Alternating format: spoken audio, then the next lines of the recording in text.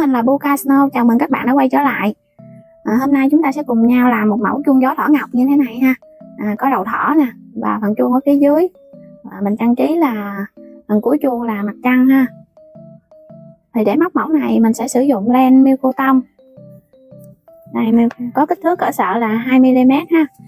Kim mình sử dụng sẽ là kim có kích thước 2.5mm. Các phụ kiện kèm theo thì mình sẽ sử dụng là bông gòn. Mọi người cần có một kim đánh dấu ha, và thép cắt len, kim khâu len ha. Rồi bây giờ chúng ta sẽ bắt tay vào móc mẫu này ha. Bây giờ chúng ta sẽ móc cái phần thân chuông trước ha. Để móc cái phần thân chuông này thì mình sẽ tạo vòng tròn mã thuật. Thì mọi người quan sát cách mình tạo vòng tròn mã thuật ha.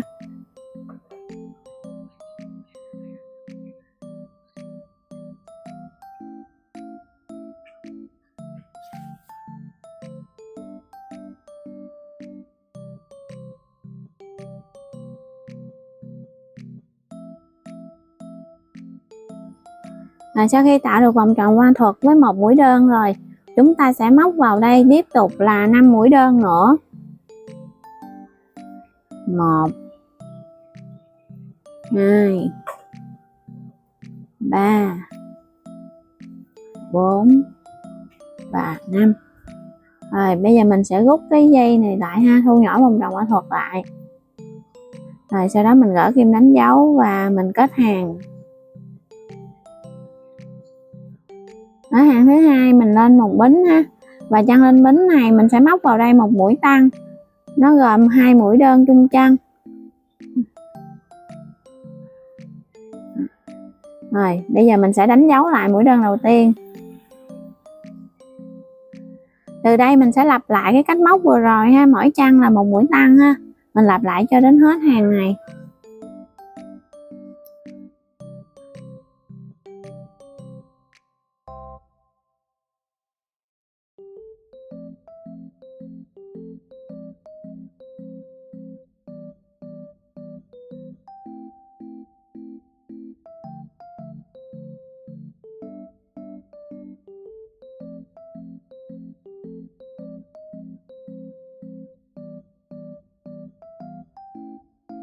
Rồi chúng ta tiếp tục móc hàng thứ ba, mình sẽ lên một bính và ở chân lên bính này mình móc một mũi đơn ha.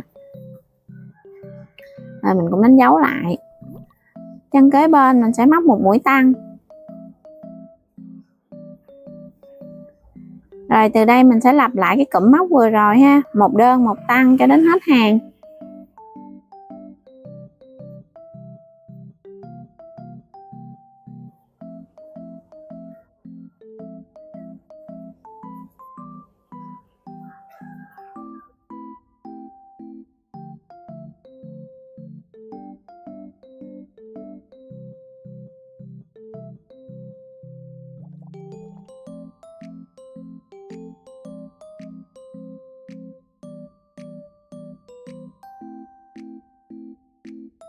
Hàng thứ tư lên một bính và ở chân lên bính này móc một mũi đơn. Chân kế bên sẽ móc mũi tăng. Chân kế bên móc một mũi đơn. Rồi từ đây mình sẽ lặp lại công thức một đơn, một tăng, một đơn, và mình lặp lại đến hết hàng ha.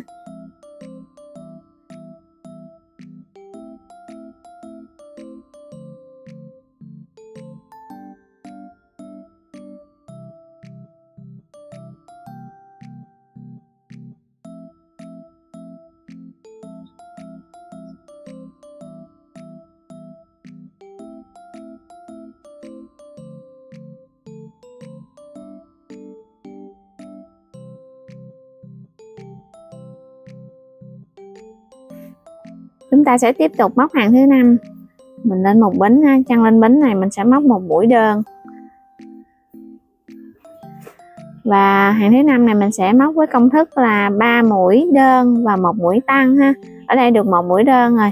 Mình sẽ móc thêm 2 mũi đơn ở hai chân tiếp theo nữa. 3 mũi đơn và một mũi tăng. Rồi từ đây mình sẽ lặp lại cái cụm móc vừa rồi ha, 3 mũi đơn, một mũi tăng cho đến hết hàng.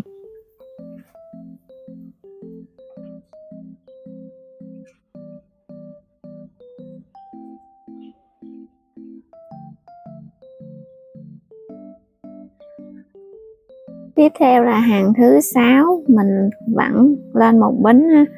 Chân lên bính này mình móc một mũi đơn, chân kế bên mình móc một mũi đơn, rồi chân tiếp theo mình sẽ móc mũi tăng, rồi sau đó hai chân kế này mình sẽ móc lần lượt là mỗi chân một mũi đơn ha. Rồi từ đây mình sẽ lặp lại cái cụm móc ha, 2 đơn, 1 tăng và 2 đơn. Bây giờ mình sẽ lặp lại cho đến hết hàng nha.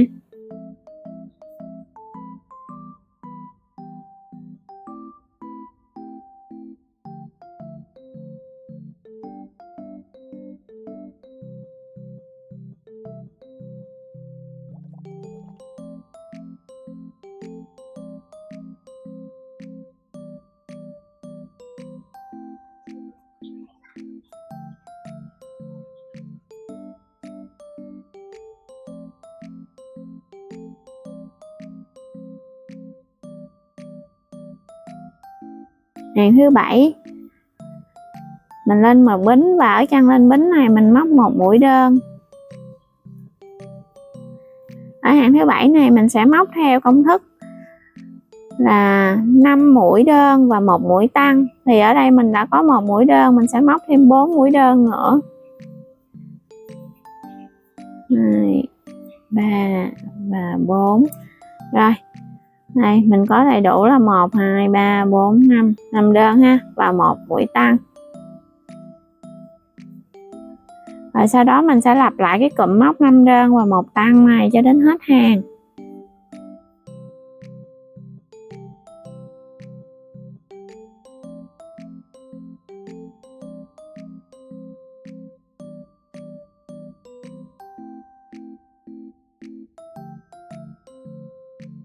Rồi chúng ta sẽ tiếp tục móc hàng số 8 ha. Lên một bính. Ở chân lên bính này mình móc một mũi đơn. Rồi hai chân tiếp theo mình sẽ móc lần lượt là 2 đơn ha. Đây, 1 2. Rồi, chân kế bên mình sẽ móc mũi tăng.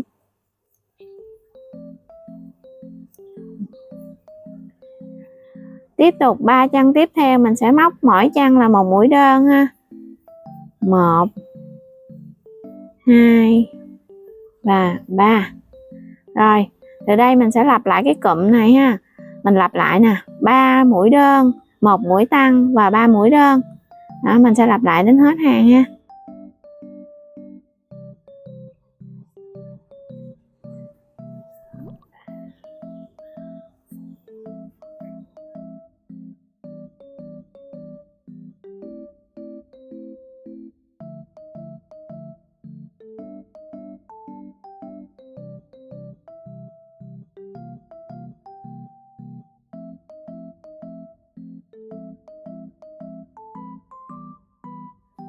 Rồi chúng ta móc tới hàng thứ 9 ha, mình lên một bính. Ở hàng thứ 9 này mình sẽ móc toàn bộ là mỗi chân một mũi đơn. Và chúng ta sẽ móc từ hàng 9 đến hàng 15 ha, và lặp lại giống như vậy, mỗi chân một mũi đơn. Chúng ta sẽ móc cho nó tạo lên một cái form cao lên thế này ha. Rồi mình sẽ móc cho mọi người xem một đoạn ha. Này, chân lên bính mình móc một mũi đơn và mình đánh dấu lại. Rồi mỗi chân mình móc một mũi đơn.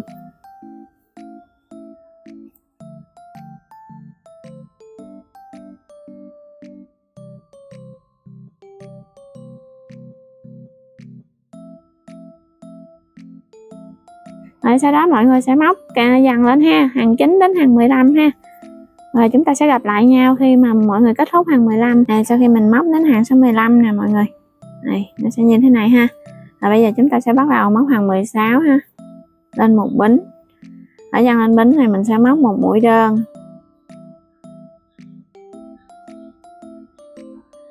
Rồi.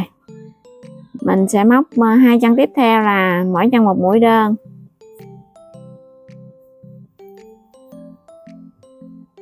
Rồi sau đó mình sẽ thực hiện một mũi giảm ha. Thì mọi người quan sát mình thực hiện mũi giảm.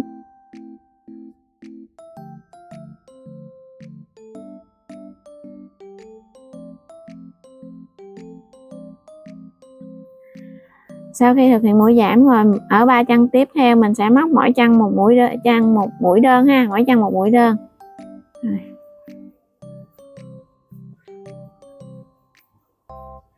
Rồi, từ đây chúng ta sẽ lặp lại cách móc vừa rồi là 3 đơn, 1 giảm và 3 đơn.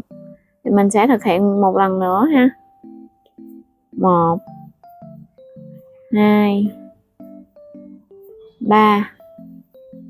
Rồi, mình sẽ thực hiện mũi giảm.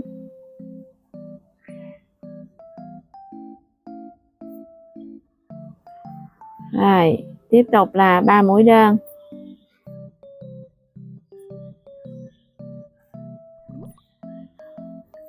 Rồi sau đó chúng ta sẽ lặp lại cụm móc này cho đến hết hàng ha.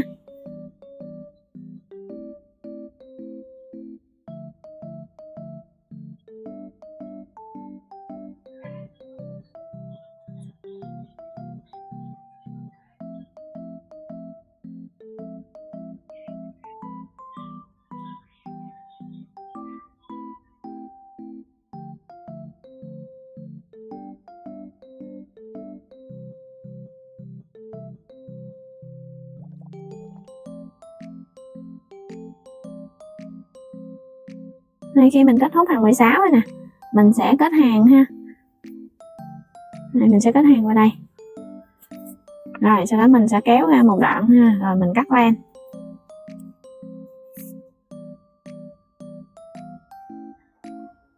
Rồi mình sử dụng kim khâu len để mà mình giấu cái phần chị len thừa này đi ha.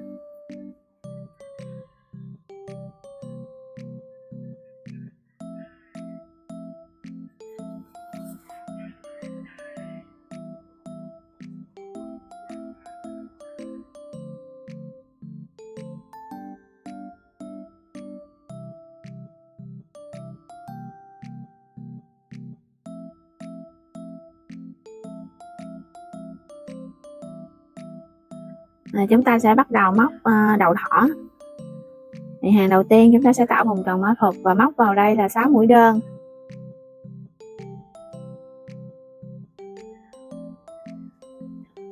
Một, 2, 3, 4, 5 và 6. Sau đó chúng ta rút cái vòng tròn này lại ha. Mình sẽ kết hàng qua mũi đầu tiên. Móc hàng thứ hai mình sẽ lên một bính. Ở chân lên bính này mình móc vào đây một mũi tăng, tức là 2 mũi đơn chung chân.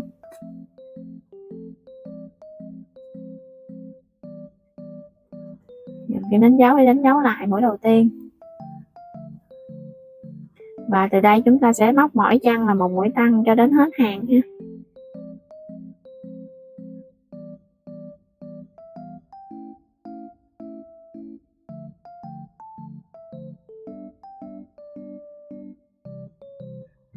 Hàng móc thứ ba mình sẽ lên một bính.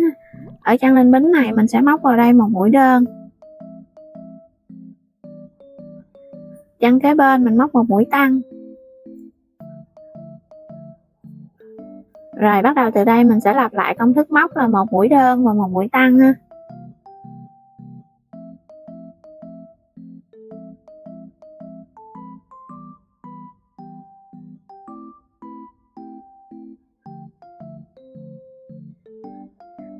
Tiếp tục hàng móc thứ tư, mình móc lên một bính và ở chân lên bính này mình móc một mũi đơn. Chân kế bên mình sẽ móc mũi tăng.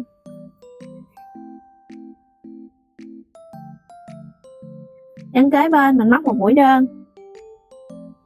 Rồi từ đây mình sẽ lặp lại cái cụm móc là một đơn, một tăng và một đơn, và mình lặp lại cho đến hết hàng nha.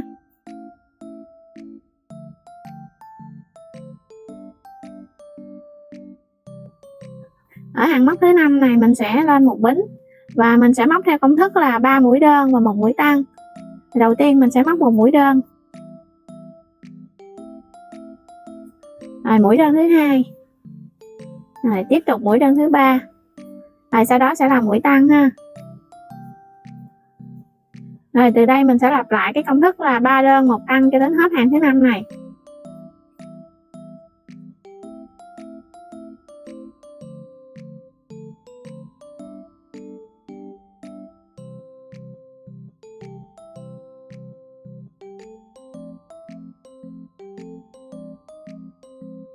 Tiếp tục hàng móc thứ 6. Ở hàng móc thứ 6 này mình sẽ móc mỗi chân là một mũi đơn.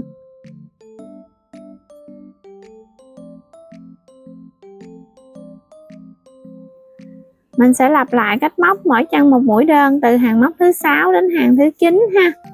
Và sau khi mọi người móc xong hàng móc thứ 9, chúng ta sẽ gặp lại nhau.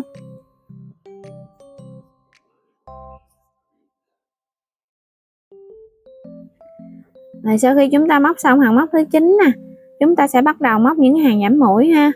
Thì trước hết chúng ta sẽ bắt đầu hàng móc thứ 10. Mình sẽ móc theo công thức là 3 mũi đơn và 1 mũi giảm.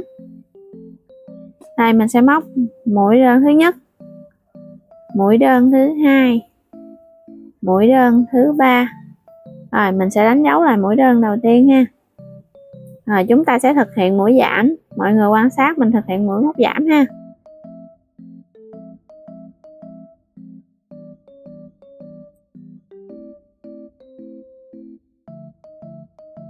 Rồi sau khi chúng ta thực hiện xong mũi giảm, chúng ta sẽ lặp lại công thức móc vừa rồi cho đến hết hàng.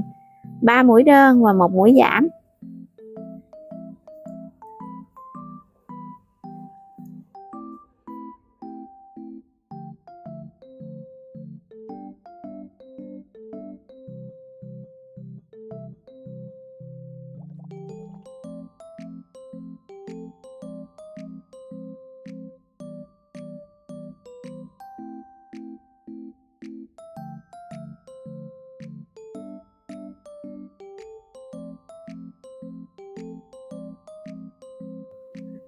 Hàng móc thứ 11.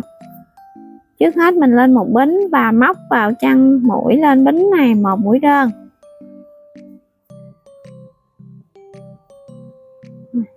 Chân mũi tiếp theo mình sẽ móc mũi giảm.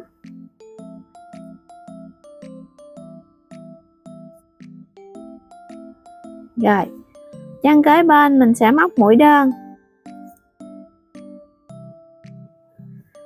Như vậy mình sẽ lặp lại cái cách móc là 1 mũi đơn, 1 mũi giảm và 1 mũi đơn, lặp lại cho đến hết hàng ha.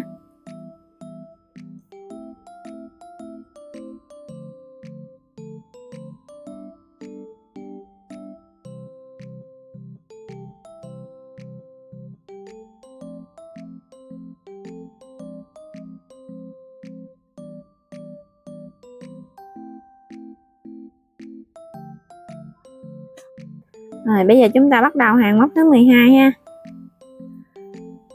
Thì đầu tiên mình móc một mũi đơn.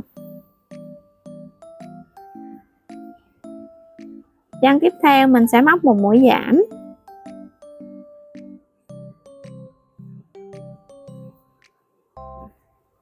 Rồi từ đây mình sẽ lặp lại công thức là 1 đơn 1 giảm cho đến hết hàng ha.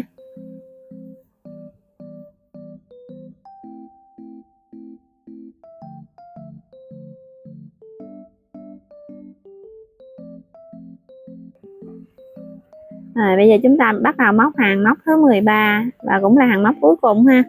Hàng móc này chúng ta sẽ giảm toàn bộ ha.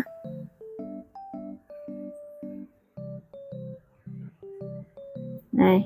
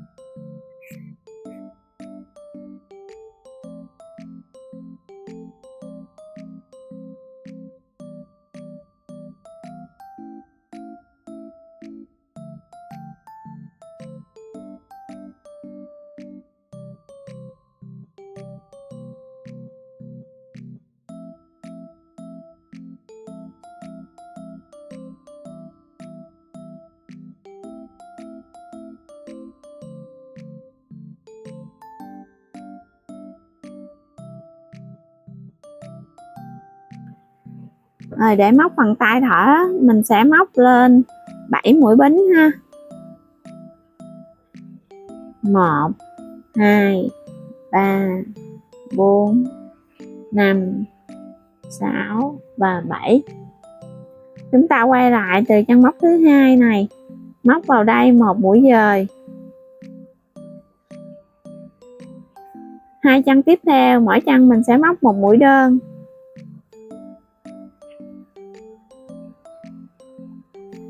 Rồi ở 2 chân tiếp theo mình sẽ móc mỗi chân là mũi nửa kép.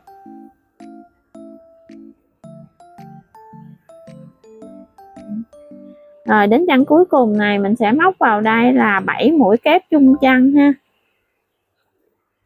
1 2 3 4 5 6 và 7. Rồi, và bên đối diện ha, mình sẽ lặp lại 2 chân móc kế bên là mình sẽ móc mỗi chân là một mũi nửa kép.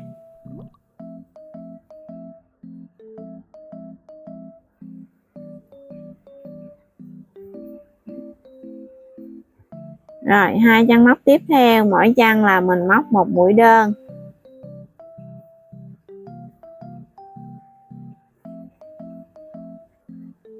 Rồi chân cuối cùng mình sẽ móc một mũi dời ha.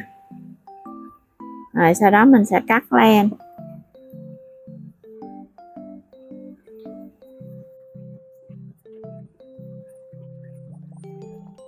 Rồi mình sẽ cắt luôn đoạn len thừa này. Và mọi người sẽ làm cho mình thêm một cái tay nữa ha.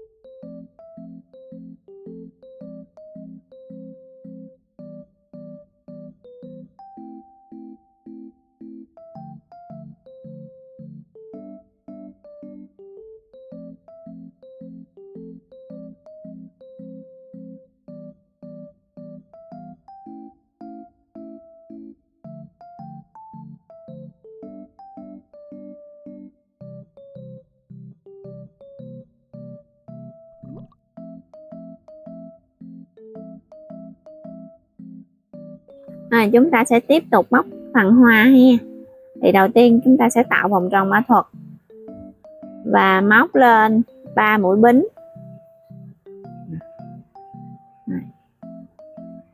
Sau đó là mình sẽ móc vào vòng tròn này là một mũi kép đôi ha. Kép đôi là mình sẽ quấn 2 vòng chỉ như thế này và mình kéo qua 2 lần là một mũi kép đôi. Mình sẽ thực hiện thêm một mũi kép đôi nữa.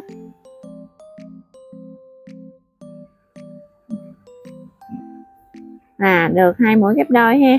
Sau đó mình sẽ móc 1 2 3 mũi bính và mình quay lại vòng tròn mã thuật này, móc một mũi dời để kết thúc một cánh hoa. Như vậy là mình đã tạo được một cánh hoa rồi. Bây giờ mình sẽ lặp lại cách móc vừa rồi để tạo thêm 3 cánh hoa nữa. Đầu tiên là 3 mũi bính nè. Sau đó mình sẽ móc một mũi kép đôi. Rồi mũi kép đôi thứ hai.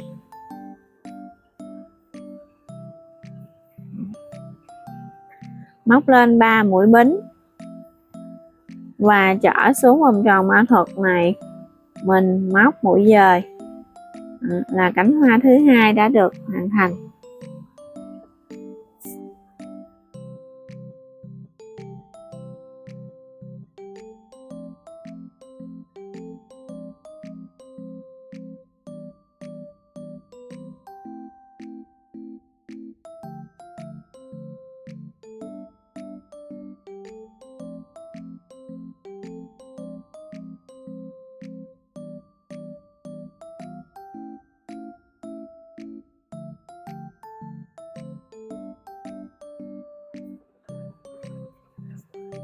Rồi sau khi mà mình đã móc đủ 4 cánh hoa rồi ha, này thì mình sẽ cắt len.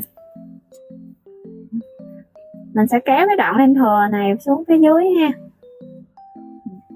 Rồi mình nắm cái cọng dây của vòng tròn mã thuật này, mình siết chặt nó lại. Rồi bây giờ mình sẽ tiếp tục thêu nhị hoa ha. Mình dùng chỉ màu vàng nè. Cái chỉ này nó là len màu vàng đó mọi người, mình sẽ tách ra, mình lấy 2 sợi thôi ha. Rồi bây giờ mình sẽ thêu, mình đâm từ cái tâm nè. Rồi, mọi người quan sát mình thực hiện nha.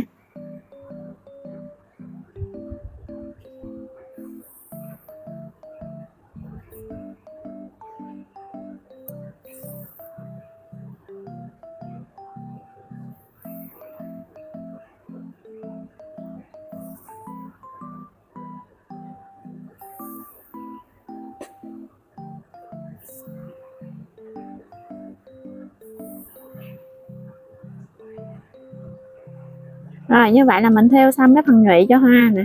Thì bây giờ mình sẽ cắt len ha. Mình cắt hết cái phần này đi. Rồi lát nữa mình sẽ dán sao ha. Rồi ở đây mình sẽ làm 2 màu hoa với màu xanh đậm và xanh nhạt ha. Và mỗi màu như vậy mình sẽ làm 15 bông. Đó, tổng cộng là cả 2 màu sẽ là 30 bông ha. Mọi người móc cho mình đủ 30 bông. Rồi sau đó chúng ta sẽ dán để tạo hình sao ha. Rồi bây giờ chúng ta sẽ cùng nhau móc 3 cái lá nhỏ ha. Để móc 3 lá nhỏ này mình móc lên là 6 mũi bính. 3, 4, 5 và 6. Chúng ta sẽ quay lại ở chỗ mũi thứ hai tính từ kim ha. Mình móc vào đây là một mũi đơn. Rồi chân tiếp theo mình sẽ móc một mũi nửa kép. Rồi chân kế bên mình sẽ móc một mũi kép. Rồi, chân kế mình lại móc một mũi nửa kép. Rồi đến chân cuối cùng này mình sẽ móc vào đây một cái cụm là một mũi đơn. Rồi 2 mũi bính và một mũi đơn chung vào chân đó luôn ha. Rồi mình sẽ qua bên đối diện này, mình móc đối xứng lại. Thì chân kế này mình sẽ móc là một mũi nửa kép. Rồi chân tiếp theo mình sẽ móc một mũi kép. Chân tiếp theo nữa mình sẽ móc mũi nửa kép. Rồi ở chân cuối cùng mình sẽ móc một mũi đơn. Và mình sẽ dời kết hàng qua cái mũi đơn đầu tiên ha. Này. Như vậy là mình đã hoàn thành xong một cái lá rồi đó. Rồi chúng ta sẽ kéo cái đoạn len thừa này xuống phía dưới. Và mọi người móc thêm cho mình 2 lá nữa ha, để đủ 3 cái.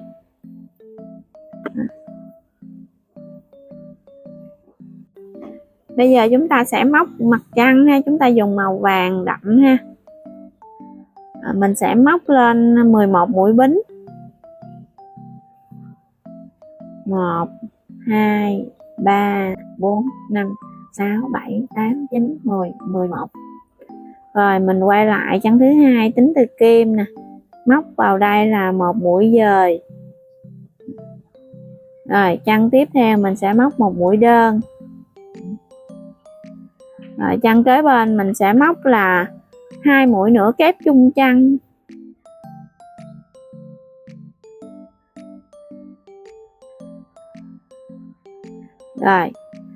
Rồi mình sẽ móc là 2 mũi kép chung chân, lặp lại 4 lần ha. Đây, cụm 2 mũi kép chung chân đầu tiên. Rồi qua cụm thứ hai.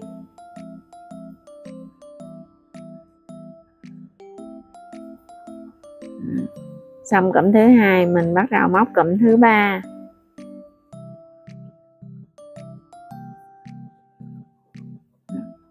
Rồi qua cụm thứ tư.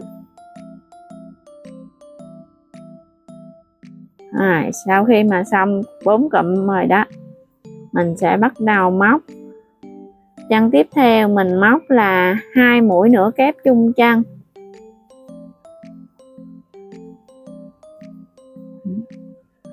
Rồi chân kế bên mình móc 1 mũi đơn. Rồi chân cuối cùng mình móc mũi dời ha. Rồi như vậy là mình đã hoàn thành xong cái phần 1/2 của mặt trăng này nè. Để mình cắt len ha.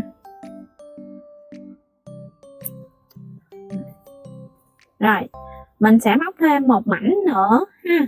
Sau đó là chúng ta sẽ gáp nó lại. Mình sẽ gáp nó lại như thế này nè. Đây nó có 2 mặt ha, mọi người có thể thấy nó 2 mặt như thế này. Rồi mọi người làm thêm cho mình một mảnh nữa ha.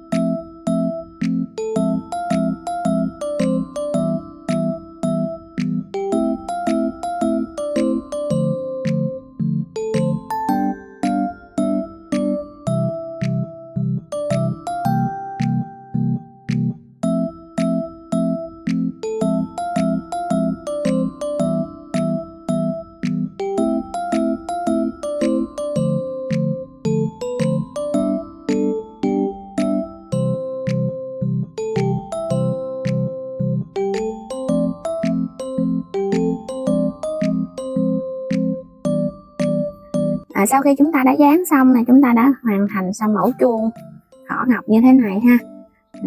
Mọi người có thể di chuyển cái phần đầu này, điều chỉnh theo ý thích của mình ha. Đây. Cảm ơn mọi người đã xem hết video và cùng mình móc len ngày hôm nay. Hy vọng rằng mọi người sẽ thích mẫu chuông này. Mong rằng mọi người sẽ nhấn nút đăng ký kênh để chúng ta có thể gặp nhau trong những video sắp tới. Bây giờ chào tạm biệt và hẹn gặp lại mọi người. Bye.